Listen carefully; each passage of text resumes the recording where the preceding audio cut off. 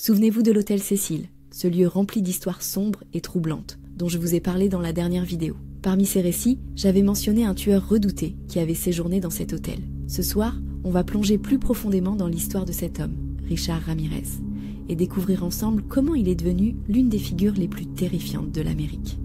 Je vais vous laisser le lien de la vidéo précédente dans la description pour ceux qui veulent se rafraîchir la mémoire. Préparez-vous à une descente dans les ténèbres, là où la réalité dépasse souvent la fiction.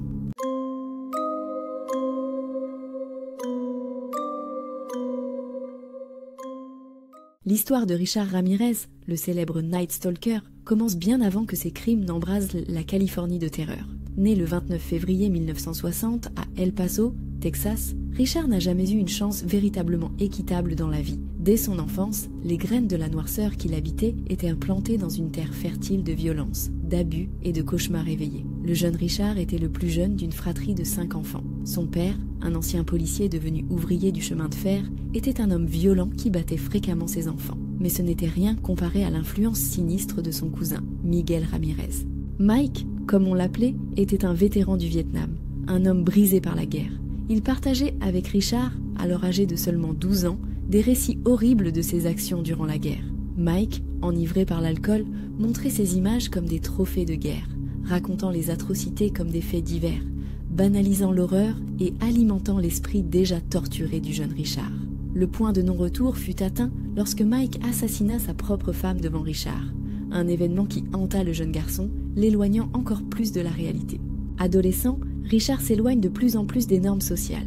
Il développe une fascination pour le satanisme, une passion pour la drogue, et commence à s'enfoncer dans le crime. Vol, cambriolage et agressions sont son quotidien, mais ce n'était que le début. En 1984, il commet son premier meurtre, Jenny Vinco, une veuve de 69 ans. La brutalité du crime choque la police, mais ce n'était que la première pièce du puzzle macabre que Ramirez allait assembler. Au cours des 2 années suivantes, Ramirez se transforme en une véritable figure démoniaque. Il se faufile dans les maisons la nuit, frappant au hasard. Personne n'est à l'abri. Hommes, femmes, jeunes, vieux, peu importe. Sa cruauté est sans limite, souvent accompagnée d'actes de torture, de viol et de meurtre. Mais ce qui est encore plus terrifiant, c'est qu'il laisse parfois ses victimes en vie avec pour seul souvenir de son passage des blessures physiques et psychologiques qui ne guériront jamais. Ramirez laissait derrière lui des symboles sataniques, se moquant des autorités et semant la panique.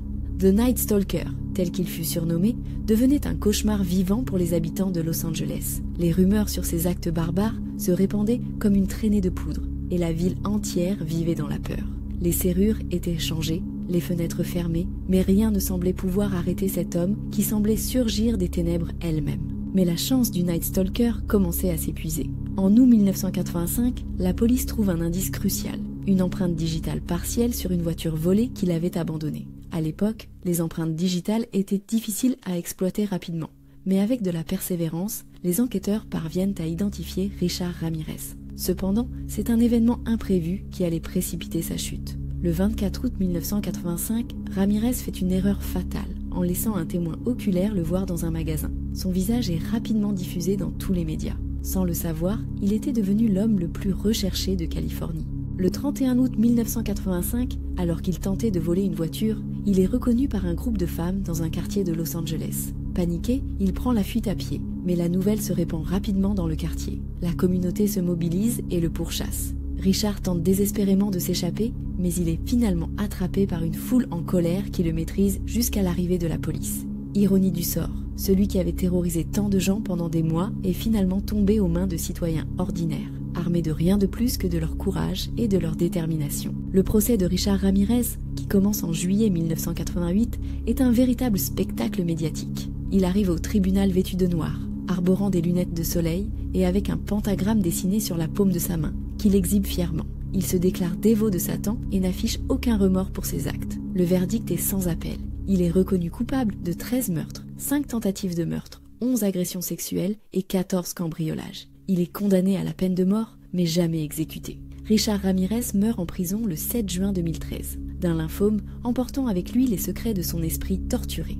Ainsi se termine l'histoire du Night Stalker, un homme qui a apporté l'horreur et la douleur dans la vie de tant de personnes, laissant derrière lui un héritage sombre, fait de peur, de souffrance et d'incompréhension. Mais son arrestation a aussi montré qu'au final, même les monstres les plus terrifiants ne peuvent échapper à la justice. Si vous avez vécu des histoires réelles qui vous ont marqué, ou que vous connaissez des récits troublants que vous aimeriez que je raconte dans mes prochaines vidéos, n'hésitez pas à me les envoyer. Je serai ravie de les découvrir et de les partager avec notre communauté. Je vous laisse les liens pour me contacter dans la description. Merci de m'avoir accompagné dans cette exploration des ténèbres. Et n'oubliez pas de rester prudent. Les cauchemars ne sont jamais loin.